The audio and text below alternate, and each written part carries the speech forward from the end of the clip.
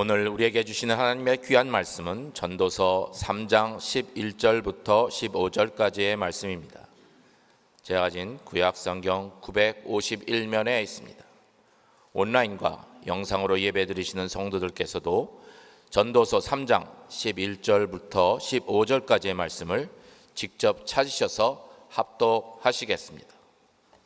하나님이 모든 것을 지으시되 때를 따라 아름답게 하셨고 또 사람들에게는 영원을 사모하는 마음을 주셨느니라. 그러나 하나님이 하시는 일의 시종을 사람으로 측량할 수 없게 하셨도다. 사람들이 사는 동안에 기뻐하며 선을 행하는 것보다 더 나은 것이 없는 줄을 내가 알았고 사람마다 먹고 마시는 것과 수고함으로 낙을 누리는 그것이 하나님의 선물인 줄도 또한 알았도다. 하나님께서 행하시는 모든 것은 영원히 있을 것이라. 그 위에 더할 수도 없고 그것에서 덜 할 수도 없나니 하나님이 이같이 행하심은 사람들이 그의 앞에서 경외하게 하려 하심인 줄을 내가 알았도다.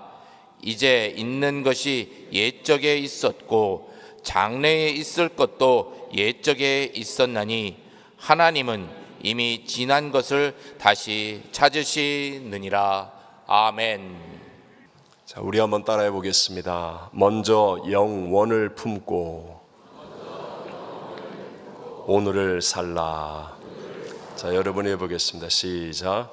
먼저 영원을 품고 오늘을 살라.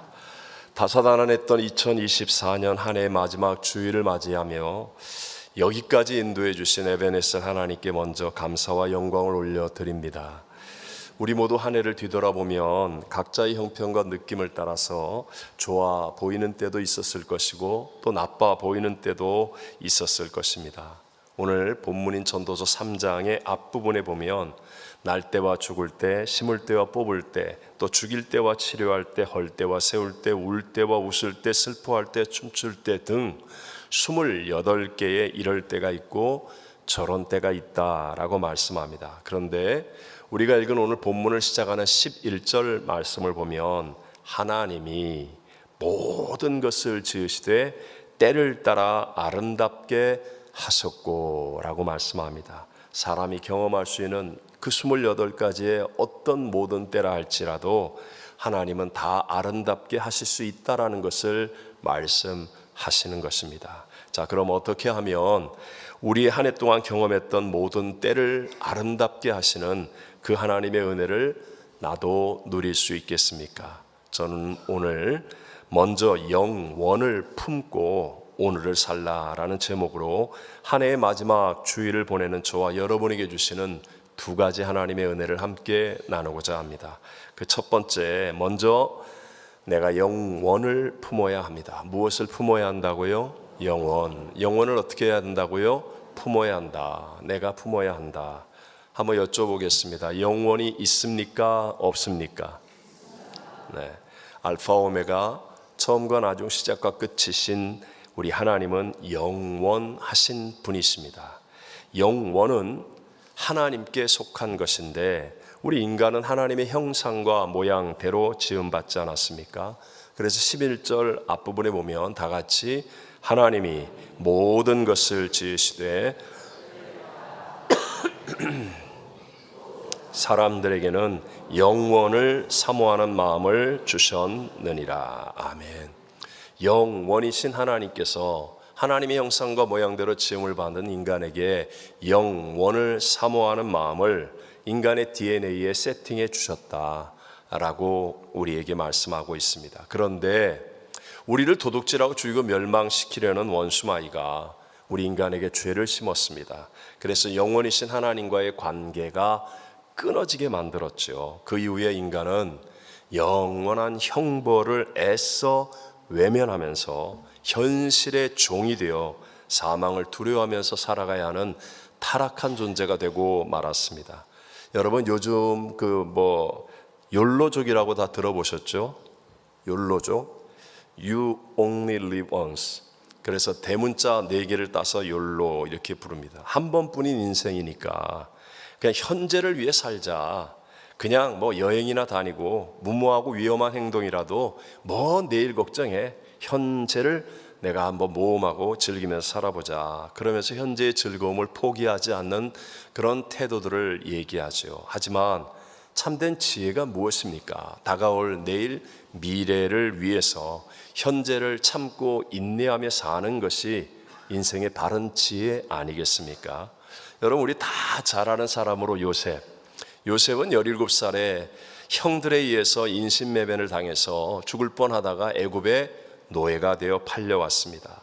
또 억울하게 누명을 쓰고 감옥에도 들어가는 그런 힘든 삶을 살았습니다. 그러나 그는 하나님이 약속하신 미래의 그 꿈을 위해서 현재를 잘 참고 성실하게 살았죠. 그랬더니 하나님의 섭리이지만 30살에 애굽의 국무총리가 되고 110살 죽을 때까지 무려 80년 동안이나 가족과 나라와 열방을 위해서 빚된 삶, 그들을 살리는 존귀하고 가치 있는 삶을 살게 되더라는 것입니다.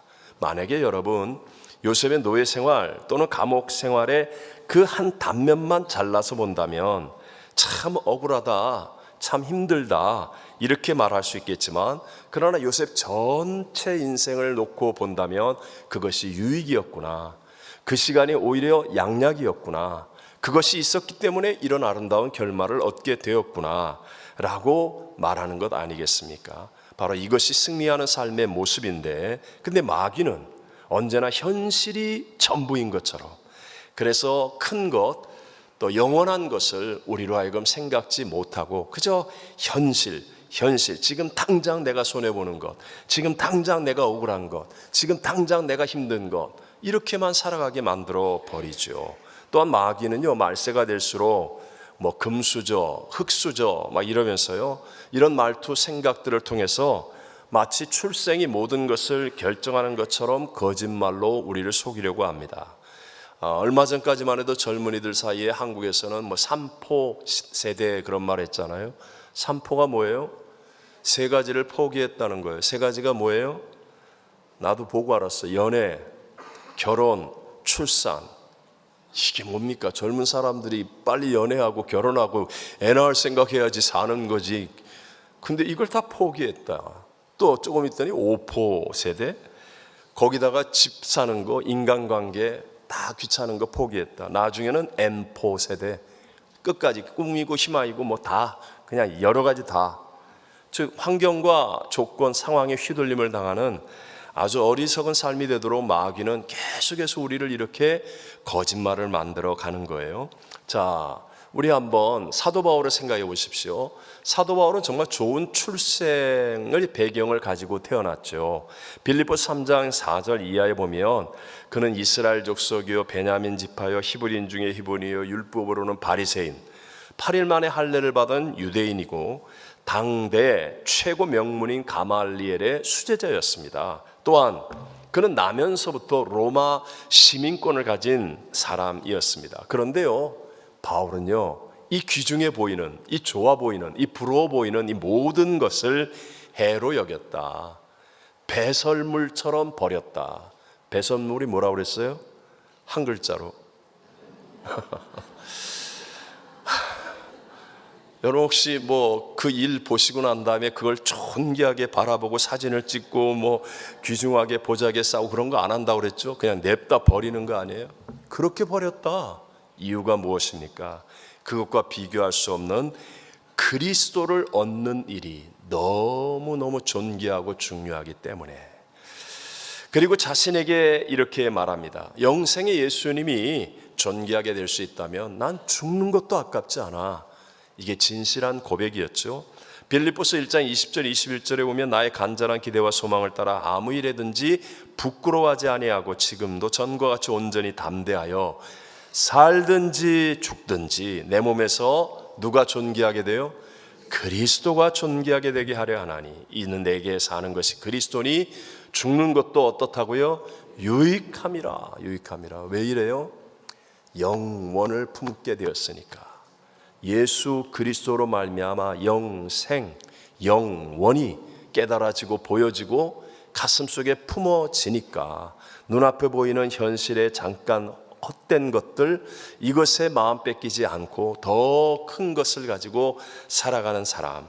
그러니까 어떤 상황이든 어떤 조건이든 출생과 상관없이 영원을 가슴에 품고 있으니까, 그리고 죽음도 두려워하지 않으면서 가장 가치 있고 보람되며 빛나는 인생, 하나님께 영광 돌리고 온 세상을 유익하게 만드는 참으로 아름다운 인생을 살아갈 수 있게 되더라라는 것입니다.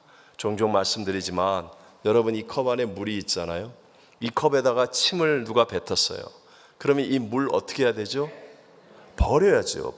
그 침 뱉은 걸 날 보고 먹으라고 밀어내면 안 되잖아요. 버려야죠. 당연히 버려야죠. 그런데 거대한 호수가 있어요. 호수에 누가 침 뱉었어요. 호수물 버려요? 아무 상관없어요. 저 호수 끝에 어떤 꼬마아이가 고추를 내놓고 오줌을 넣어요. 그래도 상관없어요. 용량이 다르잖아요. 사이즈가 다르잖아요. 여러분, 우리의 가슴 속에 영원을 품고 사는 사람은 마치 큰 호수의 물과 같은 사람이고, 영원이 없이 그냥 현재만 바라보면 누가 한마디에 딱 삐지고 누가 나한테 뭐라고 그랬다 그러면서 넘어지고 컵 안에 물 쏟아 버려야 하는 것처럼 늘 휘둘림을 당하는 어리석은 인생을 살아갈 수밖에 없다는 거지요. 자, 우리 지난주에 보았던 임마누엘이 되신 우리 주님 예수님은요, 가장 작은 골 베들레헴에서 가장 낮은 마구간 말밥통에서 출생하셨습니다.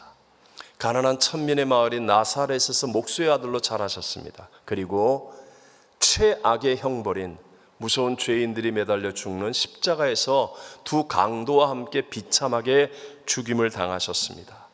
예수님 죄도 없고 흠도 없으신데 가시면류관을 쓰시고 벌거벗김을 당하고 침뱉음을 당하고 주먹질을 당하고 조롱을 당하고 온몸에 채찍에 맞아 살과 피가 다 피범벅이 되어 살이 다 뜯어지고 뼈가 드러나고 양손과 양발에 대못 박혀 십자가 위에서, 그리고 옆구리에 창을 찔려 온몸에 물과 피 한 방울도 남기지 않고 다 쏟아내며 죽으셨습니다. 그런데도 여러분, 예수님께서는 영생을 품고 사셨기 때문에 호수의 물처럼 모든 것을 용서하고 사랑하시며 순종으로 그 길을 갈 수 있었습니다. 저는 이 성경을 너무너무 좋아했습니다. 히브리서 12장 2절에 보면 믿음의 주여 또 온전하게 하시는 이인 예수를 어떻게 하자? 바라보자. 그러면서 뭐라 그래요? 그는 그 앞에 있는 즐거움을 위하여, 옛날에 개역성경은 즐거움이고 지금 개역개정은 기쁨을 위하여 십자가를 참으사 부끄러움을 개의치 아니하시더니 하나님 보좌 우편에 앉으셨느니라 말씀합니다. 예수님은 이 세상에 살았던 사람 가운데 유일하게 천국 영생을 아는 분입니다. 그 자리에서 오신 분이에요. 그 자리에서 육신을 입고 오신 분.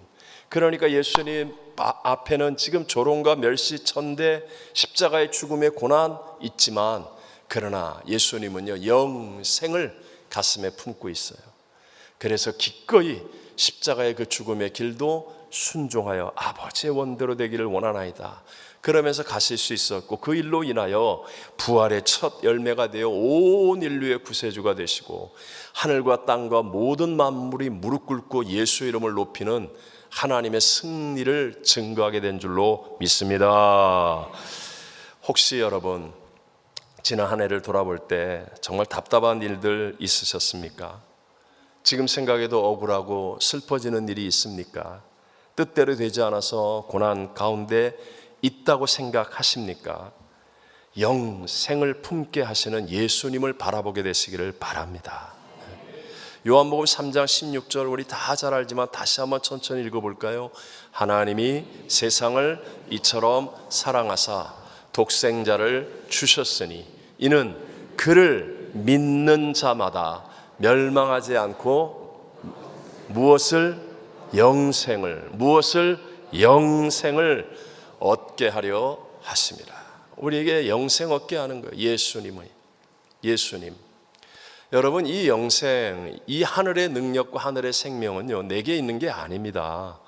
교회 와서 예배 점잖게 잘 드리고 나니까 내 마음이 좀 평안해졌다, 아니면 내게 잠자던 능력이 조금 개발됐다, 잊어버렸던 게 생각이 났다, 조금 내가 개선되는 이런 차원의 일이 아니라는 거예요.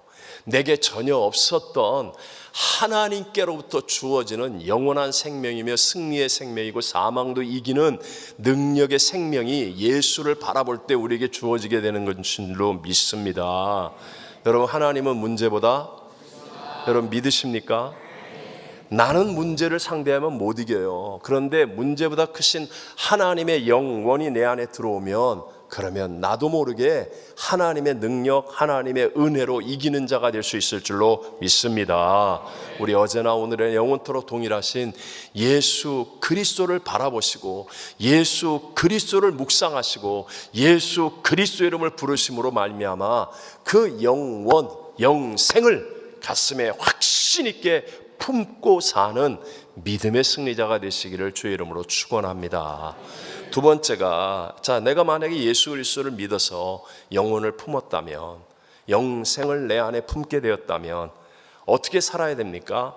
제가 이 말 참 고민을 많이 했지만 한번 따라해 봅시다. 거꾸로 오늘을 살아야 합니다. 이해가 이제 되셔야 됩니다. 이제 이 설교를 듣고 거꾸로 끝에서부터 거꾸로 오늘을 살아야 된다. 제 얘기를 좀 하겠습니다. 제가 하나님의 부르심을 좀 오랫동안 외면하고 있다가 결국 항복하고 순종하게 되었을 때 끝까지 제 자신에게 문제가 되었던 두 가지가 있었습니다. 그거는 첫 번째가 새벽 예배고 두 번째가 순교였습니다. 저는 한 밤은 새워도 새벽에는 잠을 자야 되는 밤형입니다. 올빼미형. 근데 이게 부르심을 받아 주의 종이 되면 이 새벽 예배 매일 드려야 되잖아요. 그러니까 난 새벽 예배는 못 드려. 그래서 하나님, 나 같은 사람 주의 종 세웠다가는 하나님 망신, 뭐 온 세상 망신 다 되니까 안 됩니다. 그리고 이제 끝까지 버티고 있었던 두 가지 이유 중에 하나인데, 첫 번째 문제는 너무 빨리 해결을 하셨어요. 제가 그 씨름을 하고 있는 그 다음 날부터 하나님이 새벽에 침대에서 떨어뜨리셨어요. 제가 최소한도 20년 이상은 침대 생활을 했을 텐데 새벽에 안 일어나니까 침대에서 떨어지는 거예요, 제가. 그래서 일어나 보니까 4시. 그래갖고 새벽 예배 갔어요. 그 다음 날은 일부러 물도 안 마시고 혹시라도 화장실 갈까봐 일어날까봐 준비를 단단히 하고 분명히 잤는데, 정말 하나님이 들어다가 던지는 것처럼 점핑해서 저 끝에 떨어졌어요. 꽈당 떨어졌어요. 그때부터 항복하고 그 다음 날부터는 자동기상. 그리고 지금까지 한 몇십 년입니까? 거의 새벽 예배를 빠져본 적이 없습니다. 이렇게 해결이 됐어요, 첫 번째. 두 번째 문제는 순교의 문제였습니다. 이건 좀 어려울 것 같았습니다. 왜냐하면 저는 그때 당시에 너무 제가 유치했죠. 저는 목사가 되면 다 이렇게 아프리카나 뭐 이런 데 가가지고 북한 같은 데 가서 죽어야 되는 줄 알았어요.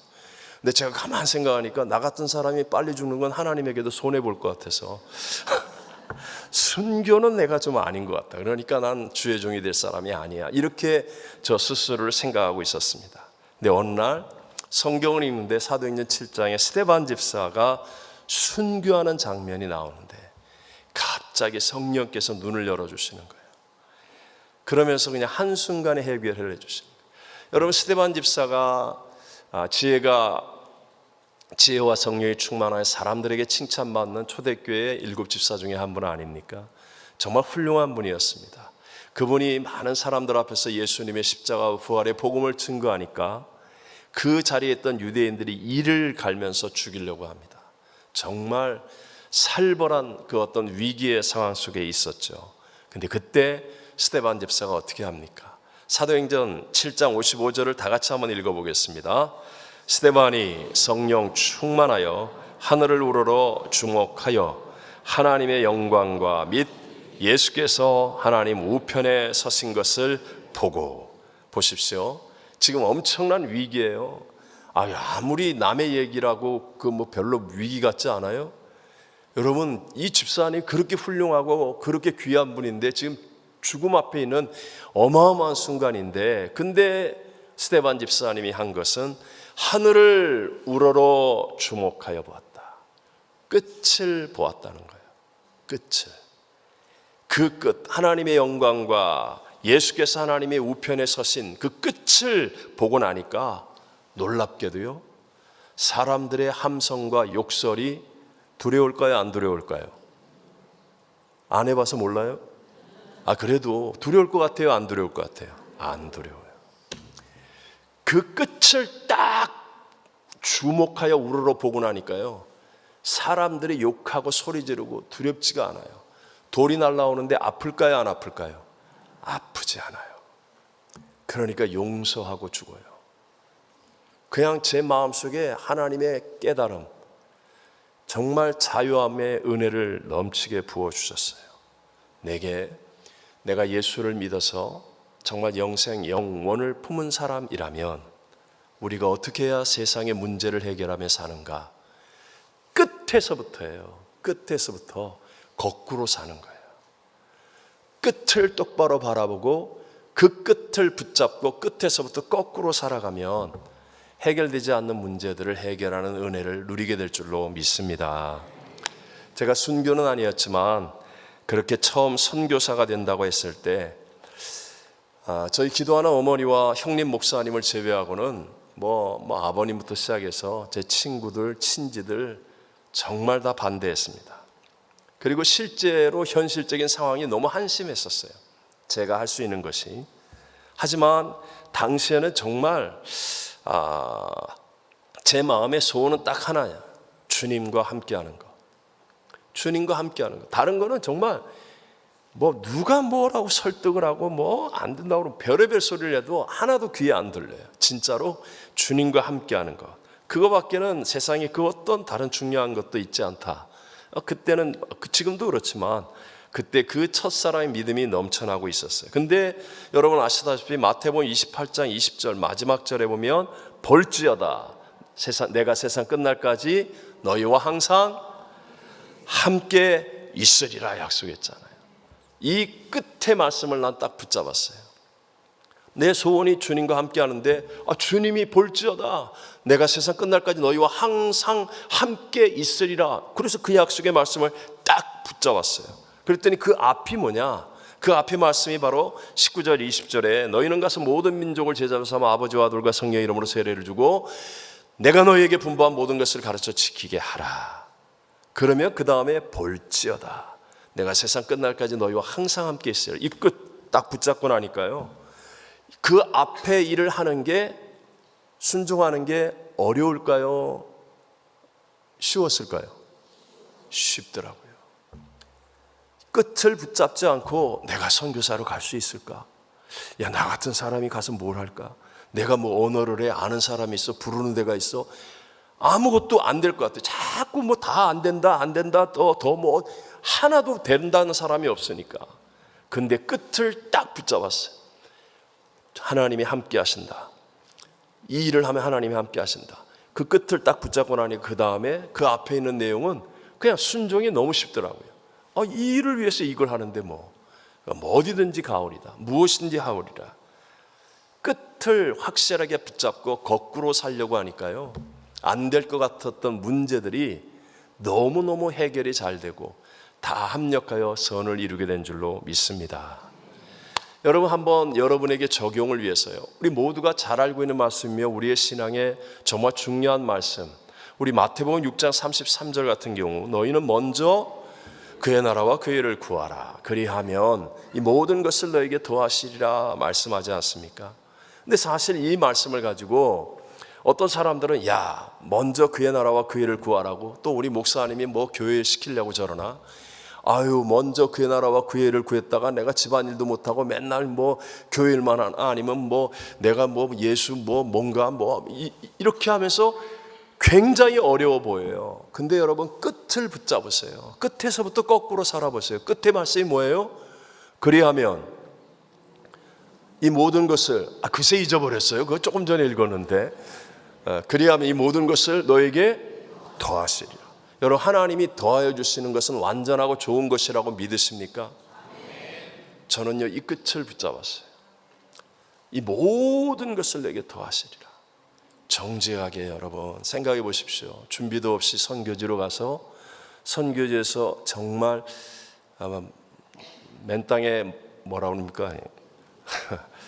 이렇게 할 때 얼마나 저에게도 다가오는 많은 문제가 있었겠습니까? 부모님에 대한 문제, 형제들에 대한 문제, 제 가족에 대한 문제, 자녀들에 대한 문제, 진짜 늘 미안하고 안타깝고 정말로 외롭고 힘들고 눈물이고, 하지만 저는요, 이 모든 것을 더하시리라, 하나님이 더하시면 내가 부모님한테 잘해주는 것보다 하나님이 하시면 더 좋아진다 믿었어요. 정말 믿었습니다. 내가 애들한테 해줄 수는 없지만 하나님이 더하여 주시면 더 잘 된다. 아멘 있습니까? 저는 더하여 주시리라 이 말씀을 믿었어요. 그러니까 내가 어떤 일이 있을 때 한국에서 연락이 오고 어떤 일이 생기고 뭐가 있고 그럴 때 먼저 그의 나라와 그의 일을 구하는 게 쉬웠을까요? 어려웠을까요? 쉬웠어요. 하나님이 더하시리라는 이 끝을 제가 확실하게 붙잡고 믿음으로 거꾸로 살았거든요. 그랬더니 제가 감히 얘기하잖아요. 하지만 나만큼 복 많이 받은 목사 나와보라고 그래봐요. 나오라고 하면 진짜 나온다. 그렇게 얘기하면 안 되고, 제가 얼마나 많은 하나님의 은혜와 복을 받았습니까? 진짜 하나님이 우리 부모님에게, 또 양가 부모님에게, 우리 형제들에게, 제 자녀들에게 나는 하나도 해준 게 없는데 하나님이 더하시리라. 정말 다 해주시더라고요. 다 해주시더라고요. 여러분, 끝을 먼저 붙잡으세요. 끝을. 제 간증을 또 하게 되는데, 제가 처음에 어려웠을 때 하나님이 선교비 받지 말고 나만 바라보라 했을 때 진짜 암담했습니다. 그리고 한 달 동안 몸부림칠 때 하나님이 11조의 약속을 딱 주셨어요. 말씀을 주셨어요. 11조의 말씀을. 여러분, 진짜 교회 개척하고 돕는 사람 다 끊어버리고 하나님께서 그리고 있는데 아무것도 없는데 매달 렌트비 걱정하는데 11조를 내라는 게 말이 됩니까? 교회 11조를. 근데 하나님이 말씀을 주셨어요. 우리 다 아는 말씀이잖아요. 만군의 여호와가 이르나 너희 온전한 11조를 창고에 들여 나의 집에 양식이 있게 하고 그것으로 나를 시험하여 그 다음에 내가 하늘문을 열고 너희에게 복을 쌓을 곳이 없도록 붙지 아니하나 보라 그러셨거든요. 그 제가 11조 하는 건 너무 어려웠어요. 가능성이 제로. 그런데 하늘문을 열고 복을 쌓을 곳이 없도록 붙지 아니하나 보라, 이 끝을 붙잡았습니다. 끝을 붙잡고 이 믿음 가지고 거꾸로 하는 거예요. 그래서 이번 달 우리 교회 헌금이 얼마 들어왔어요? 그 11조. 우리보다 어려운 교회 총회 11조 냈어요. 정말 정확하게 냈어요. 그 다음부터 하나님이 정말 복을 쌓을 곳이 없도록 부어주셨을까요? 안 부어주셨을까요? 부어주셨어요. 상상하지 못하도록.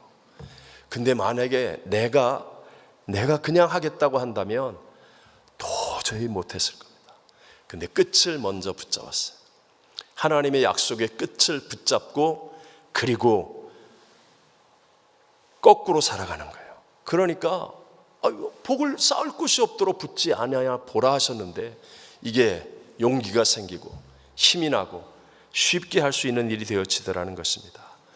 사랑하는 성도 여러분, 혹시 나는 신앙생활 오래 했는데 왜 2024년도에는 이렇게 힘들었을까? 왜 내 인생이 이렇게 많이 꼬였을까? 왜 나의 이 꼬인 문제가 오랫동안 해결이 되지 않을까? 혹시 그런 생각하시는 분이 있다면 하나님이 주신 영원이라고 하는 끝을 보지 않고 그냥 현실을 내 힘으로만 어떻게든지 살아보려고 그러고 해결하려고 하고 있기 때문은 아닌지를 돌아보셔야 합니다. 물론 여러분, 처음에는요, 나도 이제 끝을 보면서 살아야지. 그러고 나갔는데 오늘 나가서 식당이나 주차장에서부터 끝이 안 보이고 당장에 내 차 앞에 이중주차하고 어디 사라진 사람이 막 보이는 거예요. 새치기 하는 사람이 보여. 끝이 안 보이고 현실만 먼저 보인단 말입니다. 당연한 거예요. 그게 훈련이에요. 말씀을 붙잡고 나도 이제 영광의 끝을 보며 살겠다 했는데 현실에 나가면 막 현실이 더 무게 있게 다가오고 크게 다가오고 힘들게 다가오고, 그런데 또다시 예배드리고 또다시 말씀 붙들고 기도하면서 그러면서 점점 성령의 인도하심을 따라 희한하게도 끝이 점점 명확하게 확실하게 보여지기 시작합니다. 영광의 끝, 하나님이 복을 쌓을 것이 없도록 붙지 아니하나 보나 하나님이 모든 것을 더하여 주시리라. 이 끝이 점점 내게도 확실하게 다가옵니다. 그러면 그 끝에서부터 거꾸로 살아갈 수 있는 용기가 생기고 그 발걸음을 통하여 해결되어지는 하나님의 역사를 경험하게 될 줄로 믿습니다. 오늘은 이 2부 예배 때 우리 권사 안수입사 6분의 은퇴식도 있지요. 영원을 품고 살아가는 우리 그리스도인들에게 은퇴식은 끝이 아닌 것 다 아시죠? 믿음으로 우리의 끝, 하늘나라 상급의 끝을 바라보며 거꾸로 오늘을 살면, 그렇다면 정말 더 소중하고 아름다운 새로운 시작이 되어질 줄로 믿습니다. 자, 오늘 2024년의 마지막 주일입니다. 여러분, 이 주일이 끝입니까? 또 어떤 자리에 오르고 소원을 성취하는 그것이 끝이겠습니까? 아니면 우리 모두에게 다가올 죽음이 인생의 끝이겠습니까? 아닙니다, 여러분. 절대로 아닙니다. 하나님은, 우리를 택하여 부르신 하나님은 영원하시고 완전하신 분이십니다. 영원하신 하나님을 예배하고 경외하는 사람에게는 영광의 끝을 예배해 놓으신 줄로 믿습니다.